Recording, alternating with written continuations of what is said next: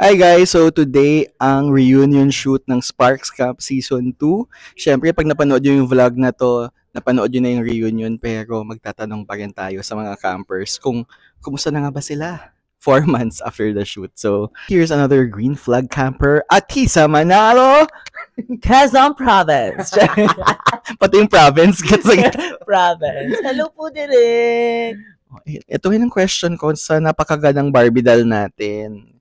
Kumusta ka? Anong feeling mo ngayong mag-reunion show na kayo? Oh, grabe. Parang kailan lang, naghihintay lang kami ng airing nito. Tapos ngayon, reunion na. So, parang excited. And at the same time, parang masasad kasi I know after this, parang magagano na kami magpa-part ang ways namin. But of course, technically, hindi naman to yung first reunion nyo. So, let's go back to the start, sa end ng Sparks Camp shoot. Anong ginawa mo pagka-uwi nyo sa inyo? Anong mga nararamdaman mong feels? Alam ko ang saka sa mga, kitang-kita sa mga episodes na drained by day 4. So, anong nangyari sa'yo after the shoot? Okay, so nung pauwi ako, nasa Grab ako. Tinawagan ko si mama and I told her na sobrang emotional ko sa camp and sobrang bigat. Pero at the same time, sabi ko, I really enjoyed the camp. So, ayun. Pero grabe, ang bigat talaga siya pauwi. Sobrang umiiyak nga ako sa Grab nun eh. Oh. Pero actually, ganun si Bong din last season. So, how did you manage to cope with those overwhelming feelings? Ooh, actually, Hindi ka naman napaiyak ka. Actually, Direk, sobrang thankful ako sa campers kasi yung mga session with them, sobrang nag-debrief kami and sobrang napag-usapan namin kung ano nga ba talaga yung nangyari sa camp. And feeling ko nakatulong yan para ma-process talaga yung mga nangyari. Nag-debrief kami ng malala. And ngayon, sobrang okay na kami. Okay talaga? Okay naman. Hindi pa, papalabas ko naman to after the reunion show. So, ayun, malalaman niyo guys kung totoo tong sinasabi ni Miggy pag napanood niyo na yung reunion show. Pero ngayon, anong pinakakabalahan mo ngayong 4 or 5 months after the camp? Kumusta si Miggy? Oh my God. Feeling ko si Miggy, looking back, parang 5 months ago, ibang-iba si Miggy kesa sa ngayon. Sobrang mas naging confident si Miggy ngayon. Of course, nakaka-add ng confidence yung fact na you're one of the fan favorites. So, how do you handle the, admirers who are probably sending you messages sa mga socials mo? Naku, ang dami na pong umaaligid talaga, Direk. Pero parang syempre, bawal muna natin silang patulang kasi ongoing pa yung show. Pero yung mas nakakatuwa talaga, yung mga lumalapit para sabihin sa akin na sana may Miggy silang napapanood growing up. That's good. Kasi wala kang napanood na gano'n. Oo, wala namang Miggy dati. Ngayon lang si Miggy. Pero totoo yun, Direk. Parang sabi nila na parang sana daw may napanood silang Miggy na, represented sa media while growing up. Siyempre, tumatak sa show nung sinabi mong wala naman talagang pumipili sa mga FM. Pero ngayong pinapalabas na yung show with your number of admirers, may mga discovery ka ba? Yes. Feeling ko lang, sobrang liit lang kasi nung sample na kinuha sa camp. So, feeling ko wala lang siguro doon yung fit sa amin, like Pipoy and sa akin. So, ayun, outside the camp parang ang dami pala. Marami walang mga dito, mahilig sa fem. So, hello there. Pero ito yung question. Alam kong bawal muna kasi bawal ang spoiler, pero are you constantly seeing or texting or communicating with someone right now? Oh my God. Pwede naman, di ba, Derek? Yeah. Oh my God! I'm so happy for you, Miggy. Thank you, Derek. Pero let's take it slow. We'll wait for the hard launch. And ibig sabihin nun, hahaba na ang hair niya, wala lang kalbuhan. Hindi na ako magpapakalbo, Derek. Ito, curious sa mga fans, sa ngayon, 5 months after, sinong pinaka-close mo sa mga campers? Sobrang, lahat naman super close, pero if yung nakakausap ko talaga everyday si Pipoy and Kyle and Uni. So sila yung anong pinag-uusapan nyo usually? Yun din thing, si Pipoy lagi akong nag-rant sa akin about law school. Ako nag-rant kay Pipoy na kung ano-ano. So, si Pipoy talaga. Tapos minsan si Kyle kapag DBC, si Universe kapag nagre-reply. So, go. Kapag kailangan ng photographer. Kasi guys, lahat ng mga photo shots sa mga campers, si Miggy. Kunin niyo siyang So, photographer. hello, kung gusto niyo ma-picturean ni Miggy, go DM na kayo sa Instagram. The next BJ Pascua. Ay! Messages mo for your fans. Oh my God, hello po sa mga supporters po ng Sparks Camp. Thank you so much for supporting us, lahat ng campers. It really means a lot para sa amin. And at the same time, please consume media content para magpatuloy talaga na ma-represent yung mga kwento namin to the world. Thank you, Miggy. Thank you. How are you? Kumusta ka? Okay naman, Direk. Ito fresh. Kamusta kayo, Direk? I'm good kasi hindi ako magde-direct ng reunion show. So, I'll just be watching you. Pero, kumusta ka? How are you feeling ngayong mag-reunion na? Finally, no, yung mga hindi natin na ilabas sa camp ay mailalabas na natin dito. I mean, hindi naman tutungkol sa mga negative na nangyari, pero at least like balikan natin yung mga masasayang moments din. Mas doon ako mas nag-focus like yung the whole journey ng lahat ng campers, kung paano tumakbo yung characters namin sa buong show. Yun. Pero syempre technically hindi naman to yung first reunion nyo. So let's go back dun sa after the Sparks Camp shoot. We were heartbroken when you didn't get a mutual spark. So kung kami ng audience na heartbroken kami, I'm sure ikaw din. So I wanna know what happened pagdating mo ng bahay, pagbalik mo ng Maynila. Anong ginawa mo? Anong mga naramdaman mo? Curious kami. So, talaga malaman. Kasi hindi naman to tatanungin sa reunion eh. Ako the first thing that I did, medyo OA man siyang pakinggan, pero tumingin ako sa salamin. Talagang sabi ko, girl, you are worthy. Yun talaga yung nakuha kong from the camp. Pag uwi ko ng bahay, sunog-sunog pa ako niyan. So talagang pagtingin ko sa salamin, nakala ko anino. Sobrang init kasi nung shoot direct, di ba naman yan? So yun talaga, so parang mas ni-recall ko yung tingin ko sa sarili ko na I am worthy of love. Yun lang. Okay. So mga ilang days or ilang weeks bago kayo nag-meet ulit ng mga campers for your real hindi ba kailangan specific, but yun, anong ginawa nyo? Anong nangyari nung nagkita-kita kayo ulit? So I think after 2 weeks ata yun, nagkita kami ulit. So parang I think yun, nagkwentuhan, nag-inuman, nagkamustahan kasi I think na yun yung kailangan namin. Yung isa't isa talaga sa dami nangyari sa camp, di ba? I mean, feeling ko na bitin kasi yung 2 years ng shoot. Lagi ko sinasabi 2 years. 2 years talaga, guys. As in, it felt like it was 2 years. Ganun level.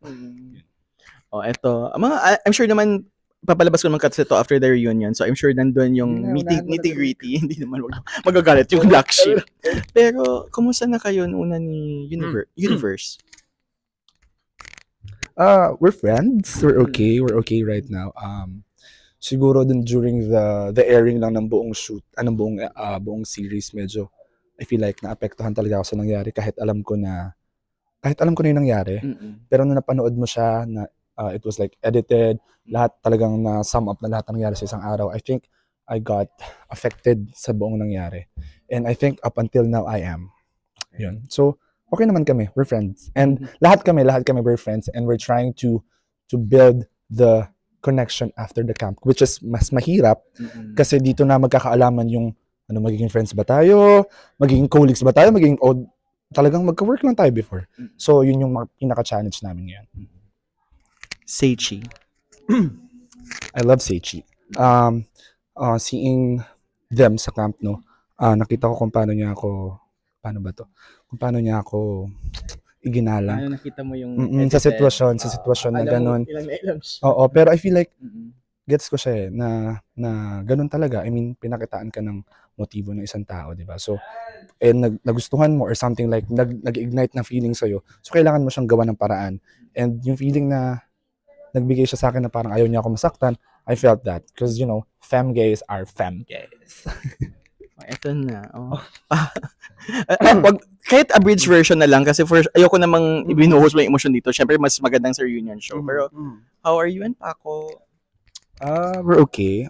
I think yun yung sa sitwasyon ngayon, kung paano yung nangyayari ngayon as in, at this very moment, we're okay. And I think I'll try to save this friendship and I hope that siya din. No? Yun lang. Yun naman sinabi niya. But it took a while to get there. Sabi niya?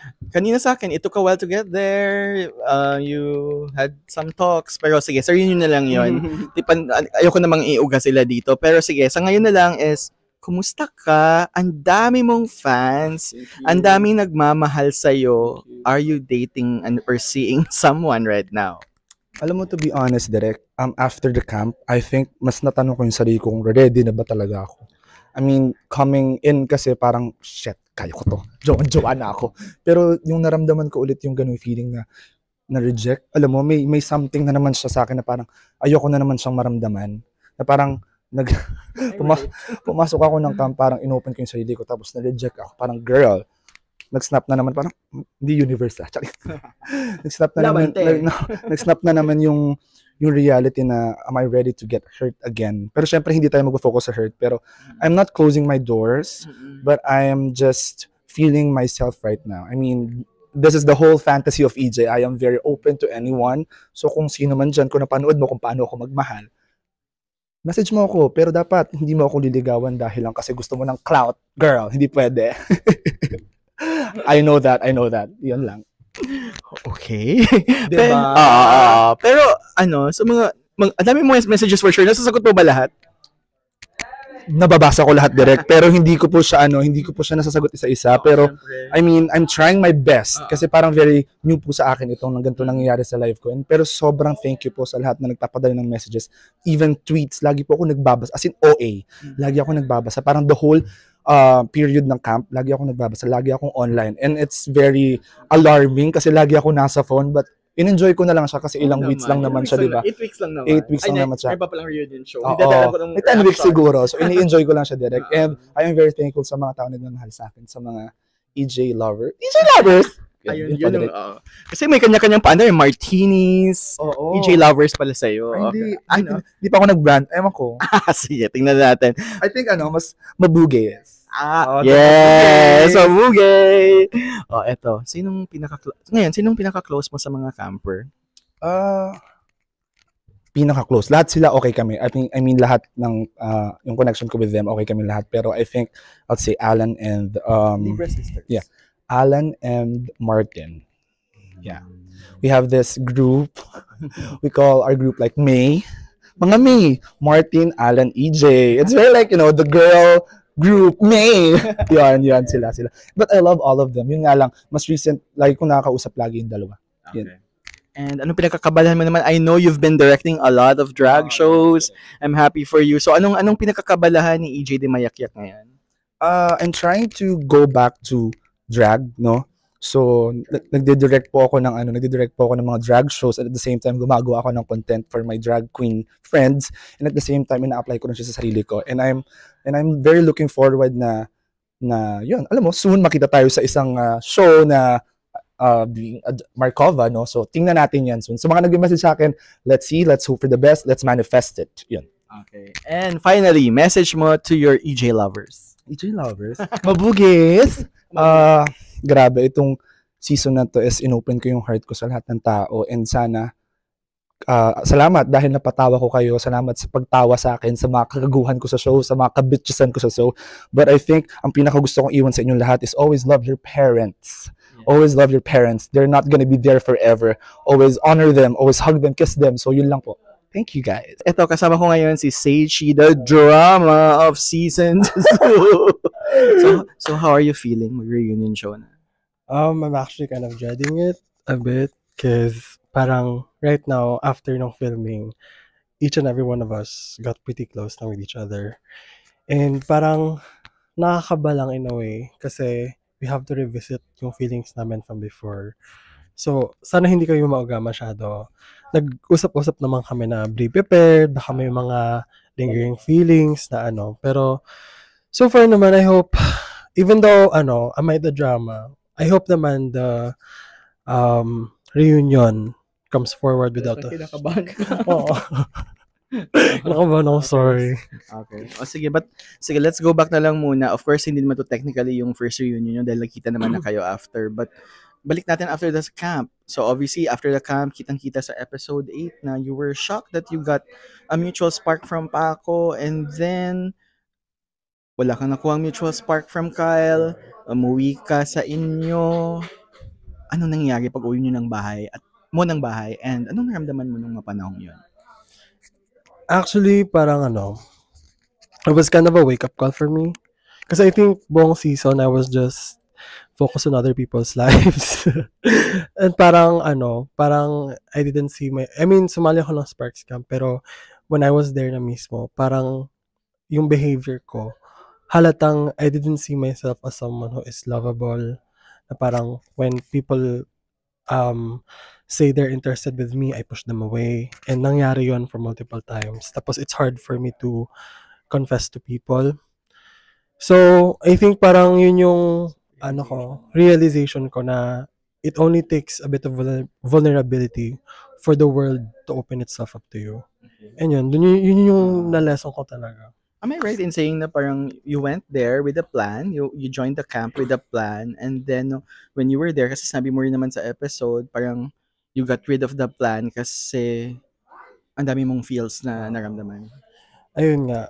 Kasi parang I had so many plans na kailangan ko itong gawin, I have to navigate this, navigate that, na parang I feel like kapag emotional kasi yung mga choices mo, mas madali mong panindigan. Kasi kapag pinlano mo, parang intentional mo, may masasaktan to, ganyan. Pero kapag nung napagod na ako, parang the camp is taking a toll on me. Na ako, parang I should follow my heart na. Kasi mas madali yung panindigan. So that's the reason why confused ang Sejim sa mga napapanood mo sa Sparks Camp. Sige, speaking of which, meron ka bang gustong i-clarify? Kasi obviously, we edited the show na kailangang ma-shock yung mga tao na ikaw yung pipiliin ni Paco. So we chose to not to air some of the things that you and Paco were talking about. Or so baka meron kang gustong i-clear na hindi nakita ng mga tao sa show, even na hindi sukol kay Paco, na parang ito po talaga yun. I feel like yung development namin kasi it's less paano ba to? I feel like naging gotten close kami over making jokes. I think naman kasi parang when you're making a narrative, syempre yung mga filler na yung mga joke lang, nagbibiro-biro lang, hindi na siya masasama. So I think yung time namin, yung pagbaband namin ni Paco together, in favor of a stronger narrative, na natanggal yun. Pero okay lang naman sa akin for me kasi for us, we had the best time. Ang problema nga lang, diniscount ko sarili ko kaya I was really shocked na Paco chose me. Yeah, and to be fair guys, yung anong episode yon? Actually, Paco was really verbalizing na si Seichi yung gusto niya. Pero tinanggal namin sa edit. Para lang lumabas na siya yung makalat. Ayun. Ayun. You heard it here first. Anyway, sige, ito yung mga next questions ko na lang. Obviously, sa reunion show, you will admit na si Paco and you had something. So, gusto ko na malaman how it happened. Sino una? Ayun nga. After Sparks Camp kasi I was like really depressed. Okay. I was so depressed. Oh my God, sorry. And parang, EJ and EJ talaga, we've bonded a lot. So parang I didn't want na parang kind of betray my friendship with EJ. Kasi first of all, nagbaband sila ni EJ. And I was like, so alone. Kaso nga lang si Pao kasi ang kulit niya. Always wanting to talk to me. Always. Ako naman tong kapag depressed, nag-isolate. Parang siya lang rin kausap ko. So parang, okay, let's mag-usap tayo ganyan. Ewan ko rin talaga, pag kinausap ka na, dire-diretso na yun eh. Tapos parang I tried so hard talaga na not to like him because arami kong issue, ganyan. And then, yun, the rest is history. Okay. So, that's what happened. So you and EJ are okay now? Yes.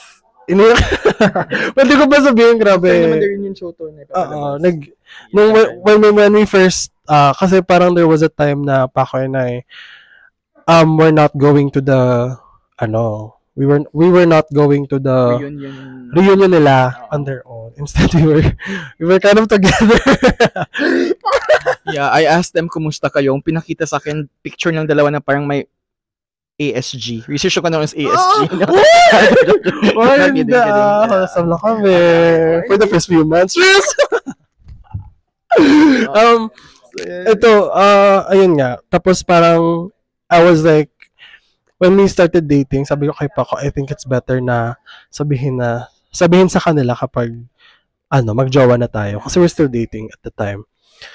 Kaso nga lang, ito si Zuhair, parang, napansin niya kami na umuwi kami, parang we arrived together. That's the first reunion. Oo. Tapos, first reunion namin, third na nila. We were always absent. So, parang, Zuhair kind of like, put us in the hot seat. Para pa rin sparks cam pag magkasama kami. Sorry talaga. Oo. Parang wala kang kailangan i-produce pag magkasama kaming 10. Drama's meant to happen talaga. So Zuhair kind of put us in the hot seats. Parang kind of cried kasi EJ was dumbfounded about it. I was waiting for Paco to tell him. And then, syempre nagulat talaga. Di ba sa reunion, nakita nyo naman na nagulat si EJ and had feelings about that. And I felt really sorry. Pero, hindi ko naman siya pinersonal kasi it's more of like Paco's problem with EJ. And sister ko si EJ talaga. So, kung ano problema man niya kay Paco, hindi ko pa personal. That's good. That's also what EJ said. Fem power. Fem support. Okay.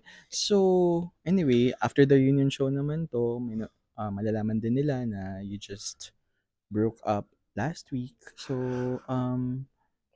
what? Oh my God, Yeah, Paco told me. Pero, hindi ayataan naman ng iba. So, mamaya na lang iuga na lang natin sila. Sabi namin huwag mo na ikwento sa iba. But, why? What happened? I was rooting for you. Ay, wag mo nang iyak. Kahit lang, general na lang para sa reunion show mangyari ang TLDR, I want what's the best for Paco. And right now, to be honest kasi, di ba, parang, I have a reputation, and then, gets ko naman yun, yeah. And then, wag na maiyak ka, sayang reunion show. Ayoko. Hindi, okay lang, it's okay. I have a reputation naman kasi, pero all of that is online. Ang hindi ko naman talaga kasi alam was that people are gonna make it seem na I'm like that also in person. Iba talaga, it's just a persona. Yeah. So parang, I was like, how do you disprove something na wasn't real anyways? Yeah, I know. Can you clear that up, the SA thing? Wag mo na sabihin yung word kasi baka hindi ako ma-monetize.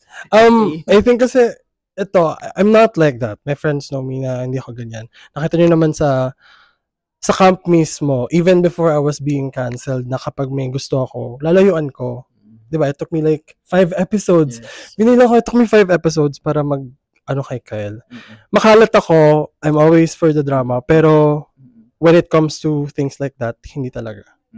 Kaya nga parang, there are people actually saying na I've dated someone exclusively. It's parang, sino yon? Parang, like, tipong wala akong ma-pinpoint na kung sino man yun galing kasi never happened. So, parang, I was kind of defeated for a bit. I feel like that's also one of the reasons na parang I felt like, yun. So you felt like you still have to learn how to love yourself, or more of like, may kailangan ka pang ayusin sa sarili mo or fix stuff? Yeah, I feel like, I know kasi yung sa internet kasi, when people believe one thing, they run with it. So parang, I'm kind of like, okay, paniwalaan nyo na yan. Kilala naman ako ng friends ko. Kilala naman ako ng staff. Kilala naman ako ng everything. Ibang-iba ako from what they painted me as. Yes. Definitely hindi totoo yung SA. Sinabi na yan ni Seichi. Even the hygiene thing, where did that happen? But it's so funny. Ang bango, guys. Ano ba kayo? Ako pa yung mabaho. No. Pero it's so funny talaga. Yung mga rumors na yun came from someone who probably hated me but didn't really know me. Yeah. And, you know what? Diba, nanonood kayo ng Drag Race, sometimes meron talagang online persona, you have to separate it from the real persona. Kahit naman tayo, diba, kahit tayong mga common people lang, sometimes we post online kung ano yung positive lang about us. So in a way, finifilter din natin kung ano talaga yung real na nangyayari sa mga buhay natin. So ganun lang din yun. So parang them as being social media personalities, may mga persona silang pinoproject. Maldita talaga ako. I feel like, I like being maldita kasi it's protected me from a lot of people na want to take advantage of me. It's always been the front. But like, I hope people don't run away na parang people think I'm a monster actually. It's so surreal. Pero okay lang. Pero ito, despite all that, huwag ko malaman, how is, nag-break na kayo, pero wala ka na ba talaga nararamdaman kay Paco? I think we should have another reunion. Okay, we'll find out kasi eventually naman we'll see sa mga socials nila. Tapos, sayang hindi kayo makaka-post kasi sa reunion yung inamin. Pero okay lang, kayo na bahala dyan. Hingin na lang namin kay JL yung pictures. Tingnan ng pictures. Anyway, ito na lang yung last. Ngayon, sinong pinaka-close mo sa lahat ng campers? Syempre, of course, Paco. Close ko siya. Kahit access na kami. Miggy. Love Miggy down. Love Martin. Love EJ. Alam mo, Z is really so sweet. Honestly, I feel like yun yung part ng personality niya hindi masyado nakapakita sa... Si Z. Oh, he's so sweet. Oh my goodness. Like, love Z down. Yun. Sila yung mga naging close ko sa Sparks Camp. And messages to your Seishinatics. Hindi ko alam kung anong mga fandom. Seishinatics! Hello po. Thank you so much for the love. You know, parang... it takes a bit of audacity to be able to like show up here and do everything, face challenges. But thank you so much for supporting me. Thank you so much for seeing through everything, for seeing me sa Sparks Camp and then understanding who I am as a person. Thank you so much talaga sa mga support. Thank you sa mga sinasabi nyo sa akin na nilive yung comments na good sa social media ko. Thank you so much talaga. Yeah. I really appreciate it. And I don't think you're the villain of this season. And thank you. Ano ba sa tingin mo? Universe. Di, alam naman niya yun. Alam na universe yun. But thank you also for giving us a good show. Thank you. Thank you. Love you.